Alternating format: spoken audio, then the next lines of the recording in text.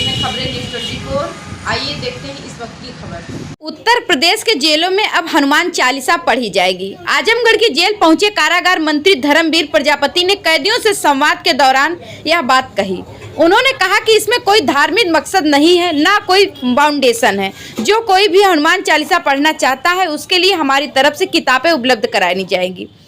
उन्होंने कहा, मैं कई जेल में गया हूं जहां पर हनुमान चालीसा या अन्य चीज बांटी गई तो कैदियों में उसे लेने की होड़ लग गई।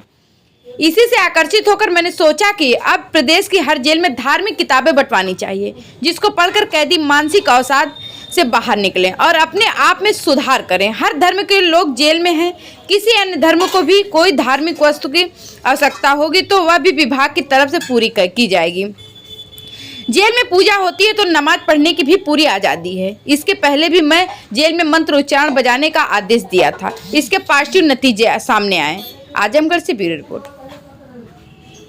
सर, आपने एक आग्रह किया है जेलों में जाके कि हनुमान चालीसा आप लोग पढ़ें। क्या है ये पूरा मामला और क्यों ये कहा गया है? देखिए, कैदी हनुमान चालीसा सुंदरकांड का शनिवार मंगलवार को पाठ करते हैं, स्वेच्छा से करते हैं। नवरात्रों में जब हम मिष्ठान और फल वितरण करने गए, वहाँ सुंदरकांड की हमारे पास कुछ पुस्तकें थी। हमने जब बांटी तो कैदियों में स्पर्धा देखी हमने।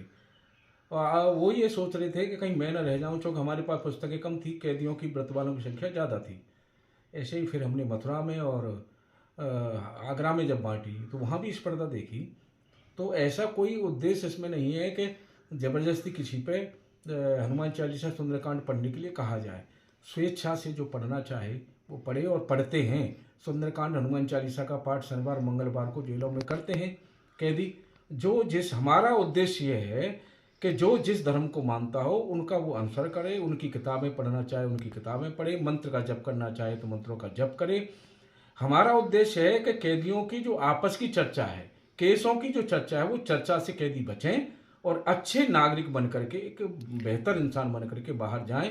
दोबारा कोई वो गलती न करें जिसके कारण वो उन्हें जेल में आना पड़े। ये उद्देश्य है। यानी कि सर, दूसरे धर्मों के लोग भी अगर कुछ चाहते हैं अपने धर्म से जुड़ा हुआ या पूजा पाठ से जुड़ा हुआ तो उनको उपलब्ध आपकी तरफ से कराया जाएगा? देखिए, हमारे मुस्लिम समुदाय के कैदी हैं, वो नमाज पढ़ते हैं, उनकी वहाँ जगह होती है। तो ऐसा नहीं है कि किसी एक धर्म के प्रति ये बातें हैं। सभी धर्मों के लोग जो वहाँ रहते हैं वो अपना पूजा पाठ अपने स्तर से अपने तरीके से करते हैं और सबकी आज़ादी है। और जो हनुमान चालीसा का सुंदरकांड का पाठ करना चाहे वो सुंदरकांड का पाठ करते हैं। और जो जिसमें आस्था उनकी है, जो जिस धर्म को मानते हैं, सबकी छूट है।